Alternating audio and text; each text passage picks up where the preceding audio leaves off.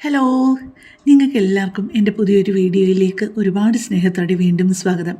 നമ്മുടെ വീട്ടിലെ കൊച്ചു കുട്ടികൾക്ക് പോലും തയ്യാറാക്കാവുന്ന വലിയ ചിലവൊന്നും വരാത്ത നല്ല ഒന്നാന്തരം ഒരു പുഡിങ്ങിൻ്റെ റെസിപ്പിയാണ് ഇന്ന് നിങ്ങൾക്ക് ഷെയർ ചെയ്യുന്നത്. ഞാൻ നേരത്തെ തന്നെ ക്രിസ്മസിന് വേണ്ടിയിട്ട് വളരെ ഈസി ആയിട്ട് വളരെ ചിലവ് കുറഞ്ഞ ഒരു പുഡിങ് ഷെയർ ചെയ്തിരുന്നു. അതും വളരെ നല്ലൊരു പുഡിങ് ആയിരുന്നു. പുഡിങ്ങുകൾ മാത്രമല്ല, ഒരുപാട് വീഡിയോസ് ഞാൻ ക്രിസ്മസിന് വേണ്ടിയിട്ടുള്ള റെസിപ്പീസ് ഷെയർ ചെയ്തിട്ടുണ്ട്.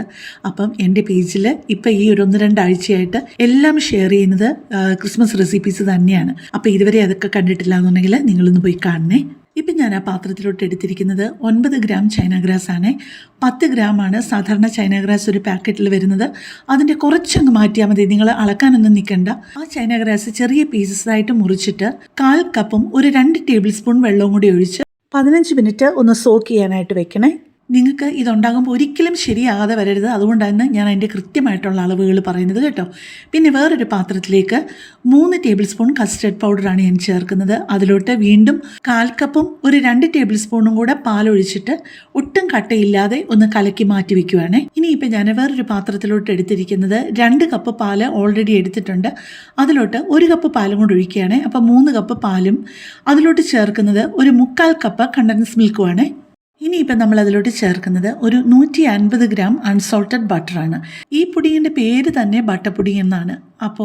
അപ്പോൾ ഈ പാലും കണ്ടൻസ് മിൽക്കും ബട്ടറും ബിസ്ക്കറ്റും എല്ലാം കൂടെ ചേർന്നിട്ടുള്ള ആ ഒരു ഫ്ലേവർ എന്ന് പറയുന്നത് ഒരു പ്രത്യേക ഫ്ലേവർ തന്നെയാണ് കേട്ടോ. ഇപ്പം ഇതിനകത്തോട്ട് ഞാൻ ചേർത്ത് കൊടുക്കുന്നത് നമ്മൾ കുതിർത്ത് വെച്ചിരുന്ന ചൈന ഗ്രാസ് ഉണ്ടല്ലോ, അതൊരു 15 മിനിറ്റ് കഴിഞ്ഞിട്ടുണ്ട്. അതും കൂടെ ചേർത്ത് കൊടുക്കുകയാണേ. ബട്ടറും കൂടി ഇട്ട് കൊടുത്തിട്ട് നന്നായിട്ടൊന്ന് ഇളക്കി യോജിപ്പിച്ച ശേഷം മാത്രമേ നമ്മൾ ഫ്ലെയിമിൻ്റെ മേലെ വെക്കാവുള്ളേ. എന്നിട്ട് നന്നായിട്ടൊന്ന് ഇളക്കി കൊടുക്കണം. ചെറിയ ഫ്ലെയിമിൽ വെച്ചിട്ട് വേണം നമ്മൾ ഇതെല്ലാം ചെയ്യാനായിട്ട്. ചൈന ഗ്രാസ് ഒക്കെ അലിഞ്ഞ് കഴിയുമ്പോഴേക്കും പിന്നെ നമ്മൾ അതിനകത്തോട്ടൊരു 12 ബിസ്ക്കറ്റ് അതിനകത്തോട്ട് ചേർത്ത് കൊടുക്കണേ. ഞാൻ ആരോ റൂട്ടിൻ്റെ ഒരു 12 ബിസ്ക്കറ്റാണ് ചേർത്ത് കൊടുത്തിരിക്കുന്നത് കേട്ടോ.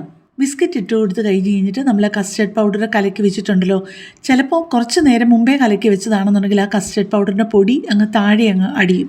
അതുകൊണ്ട് ഒന്നുകൂടെ അത് നന്നായിട്ടൊന്ന് മിക്സ് ചെയ്ത് കൊടുത്തിട്ട് അതും കൂടെ ഇതിൻ്റെ കൂട്ടത്തിൽ ചേർത്ത് നന്നായിട്ടൊന്ന് ഇളക്കി കൊടുക്കണേ. കാരണം കസ്റ്റർഡ് പൗഡർ ഇച്ചിരി നേരം കുക്ക് ചെയ്യണം, അല്ലാന്നുണ്ടെങ്കിൽ അതിൻ്റെ ഒരു പച്ചച്ചവ് വരും കേട്ടോ.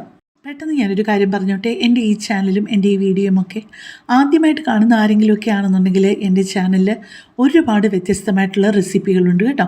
അപ്പോൾ നിങ്ങൾ എൻ്റെ ചാനലിൽ പോയി നോക്കിയിട്ട് എൻ്റെ ചാനലും റെസിപ്പീസും ഒക്കെ ഇഷ്ടപ്പെടുകയാണെന്നുണ്ടെന്നുണ്ടെങ്കിൽ എൻ്റെ ചാനലിൽ നിന്ന് സബ്സ്ക്രൈബ് ചെയ്യാനും വീഡിയോയ്ക്കൊക്കെ ലൈക്ക് ചെയ്യാനും കമൻറ്റ് ചെയ്യാനും നിങ്ങൾക്ക് ഇഷ്ടമുള്ള വീഡിയോകളൊക്കെ നിങ്ങളുടെ പ്രിയപ്പെട്ടവർക്കായിട്ട് ഷെയർ ചെയ്ത് കൊടുക്കാനും മറക്കല്ലേ. ഇപ്പോൾ കസ്റ്റർഡ് പൗഡറൊക്കെ ഒഴിച്ച് കൊടുത്തിട്ട് കുറച്ച് നേരമായിട്ടുണ്ട്. അതൊക്കെ നന്നായിട്ടൊന്ന് കുക്കായി. ഇപ്പോൾ നിങ്ങൾക്ക് കാണുമ്പോൾ തന്നെ അറിയാമല്ലോ, നന്നായിട്ടൊന്ന് കുറുകി വന്നിട്ടുണ്ട്. നമ്മുടെ ബിസ്ക്കറ്റുമൊക്കെ ഒന്ന് സോഫ്റ്റുമായിട്ടുണ്ട്. ഇനിയിപ്പോൾ അതൊരിച്ചിരി ഒന്ന് തണുക്കുമ്പോഴേക്കും ഒരു 1.5 ടീസ്പൂണ് വാനില എസൻസും കൂടെ ചേർത്ത് കൊടുക്കണേ. നിങ്ങൾക്ക് വാനില എസൻസിൻ്റെ ടേസ്റ്റ് വലുതായിട്ട് ഇഷ്ടമല്ല എന്നുണ്ടെന്നുണ്ടെങ്കിൽ 1 ടീസ്പൂൺ ചേർത്ത് കൊടുത്താലും മതി. പക്ഷേ എനിക്ക് ഇത്തിരി പോലും കൂടുതലായിട്ട് തോന്നിയില്ല കേട്ടോ. 1.5 ടീസ്പൂൺ വാനില എസൻസ് ഒഴിച്ചിട്ട് ഒഴിച്ച് കഴിഞ്ഞിട്ട് നന്നായിട്ട് ഒന്ന് ഇളക്കി യോജിപ്പിച്ചിട്ട് കുറച്ചുകൂടി ഒന്ന് ചൂട് പോകാനായിട്ട് വെയിറ്റ് ചെയ്യണേ. എന്നിട്ട് ഞാൻ ഈ 3 കപ്പിൻ്റെ പാലിൻ്റെ കണക്കിനെടുത്തത് കൊണ്ട് തന്നെ മിക്സിയിൽ 2 പ്രാവശ്യമായിട്ടാണ് ഞാനത് അടിച്ചെടുക്കുന്നത് കേട്ടോ. അപ്പോൾ ചെറിയ ചൂടോടായാലും കുഴപ്പമില്ല, നന്നായിട്ട് തരിയൊന്നും ഇല്ലാതെ നന്നായിട്ട് അങ്ങ് അടിച്ചെടുക്കണം. എന്നിട്ട് കുറച്ച് വലിയൊരു മോൾഡ് എടുത്തിട്ട് ഞാൻ അതിൻ്റെ പകുതിയാണ് ആദ്യം ഒഴിച്ച് കൊടുക്കുന്നത്. ഒരു മണിക്കൂർ കഴിയുമ്പോഴേക്കും ഫ്രിഡ്ജിലൊന്ന് വെക്കുമ്പോഴേക്കും അത് പെട്ടെന്ന് സെറ്റാകും. പിന്നെ ഞാൻ ചെയ്യുന്നത് ബിസ്ക്കറ്റ് ചെറിയ ചെറിയ കഷ്ണങ്ങളായിട്ട് പൊട്ടിച്ചിട്ട് അതിൻ്റെ മുകളിലൊന്ന് നിരത്തി വെച്ച് കൊടുക്കുവാണേ. ഞാൻ നടുക്ക് ഒരു ലെയർ മാത്രമേ വെച്ച് കൊടുക്കുന്നുള്ളൂ. നിങ്ങൾക്ക് വേണമെന്നുണ്ടെന്നുണ്ടെങ്കിൽ നമ്മൾ മിക്സിയിൽ അടിച്ചെടുത്ത ആ കൂട്ട് 3ആയിട്ട് ഡിവൈഡ് ചെയ്തിട്ട് ആദ്യം കുറച്ചൊന്ന് ഒഴിക്കുക. എന്നിട്ട് അത് ഫ്രിഡ്ജിൽ ഒരു 1/4 മണിക്കൂർ വെച്ചൊന്ന് സെറ്റാക്കിയിട്ട് കുറച്ച് ബിസ്ക്കറ്റ് ഇട്ട് കൊടുക്കുക. വീണ്ടും കസ്റ്റർഡ് ഒഴിക്കുക, ഒന്നുകൂടെ സെറ്റാക്കുക, പിന്നെയും ബിസ്ക്കറ്റ് ഇട്ട് കൊടുക്കുക. അങ്ങനെ 3 ലെയറായിട്ട് നമ്മൾ വെച്ച് കൊടുത്തു കഴിഞ്ഞാൽ ബിസ്ക്കറ്റിൻ്റെ ഫ്ലേവർ കുറേ കൂടെ കിട്ടുവേ. പുഡിംഗ് ഡിഷിൻ്റെ മുകൾ ഭാഗം വരെ പുഡിംഗ് ഉണ്ടായിരുന്നത് കാരണം ആ ഫോയിലിട്ട് കവർ ചെയ്തപ്പോഴേക്കും ആ ഫോയിൽ തട്ടിയിട്ട് കുറച്ചൊന്ന് വൃത്തികേടായിട്ടുണ്ട് കേട്ടോ.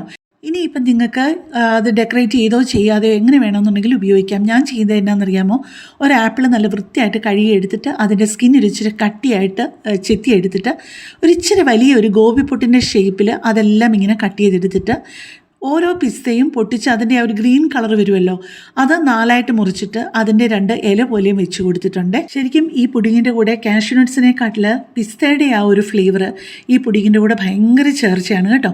അപ്പോൾ ഞാൻ ഇടയ്ക്ക് ബിസ്ക്കറ്റ് ഇട്ട് കൊടുത്തല്ലോ, അതിൻ്റെ കൂട്ടത്തിൽ കുറച്ച് പിസ്ത കൂടെ മുറിച്ചിട്ട് കൊടുത്താലും ഇതിൻ്റെ ഇരട്ടി ടേസ്റ്റാണ്.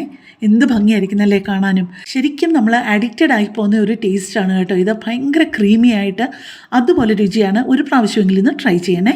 അപ്പോൾ കൂടുതൽ നല്ലൊരു വീഡിയോ ആയിട്ട് നമുക്ക് പിന്നെ കാണാം. താങ്ക്